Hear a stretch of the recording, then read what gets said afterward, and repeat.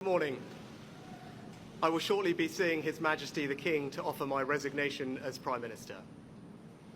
To the country, I would like to say first and foremost, I am sorry. I have given this job my all, but you have sent a clear signal that the government of the United Kingdom must change, and yours is the only judgment that matters. I have heard your anger, your disappointment, and I take responsibility for this loss. To all the Conservative candidates and campaigners who worked tirelessly but without success, I am sorry that we could not deliver what your efforts deserved.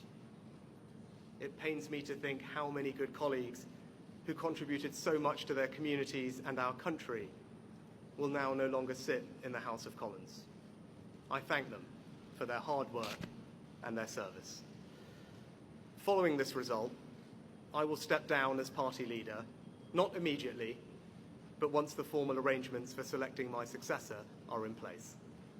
It is important that after 14 years in government, the Conservative Party rebuilds, but also that it takes up its crucial role in opposition professionally and effectively.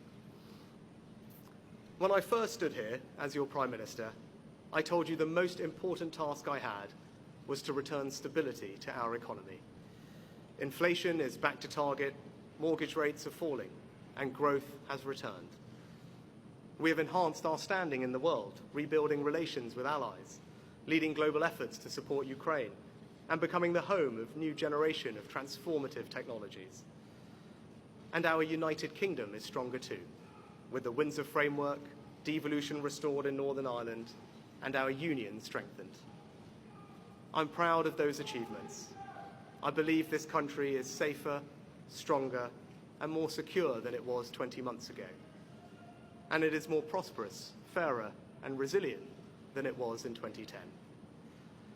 Whilst he has been my political opponent, Sir Keir Starmer will shortly become our Prime Minister. In this job, his successes will be all our successors, and I wish him and his family well. Whatever our disagreements in this campaign, he is a decent, public-spirited man who I respect. He and his family deserve the very best of our understanding as they make the huge transition to their new lives behind this door, and as he grapples with this most demanding of jobs in an increasingly unstable world. I'd like to thank my colleagues, my cabinet, the civil service, especially here in Downing Street, the team at Chequers, my staff, CCHQ, but most of all, I'd like to express my gratitude to my wife Akshata and our beautiful daughters. I can never thank them enough for the sacrifices they have made so that I might serve our country. One of the most remarkable things about Britain is just how unremarkable it is that 2 generations after my grandparents came here with little, I could become Prime Minister, and that I could watch my 2 young daughters light Diwali candles on the steps in Downing Street. We must hold true to that idea of who we are, that vision of kindness, decency, and tolerance that has always been the British way. This is a difficult day, at the end of a number of difficult days.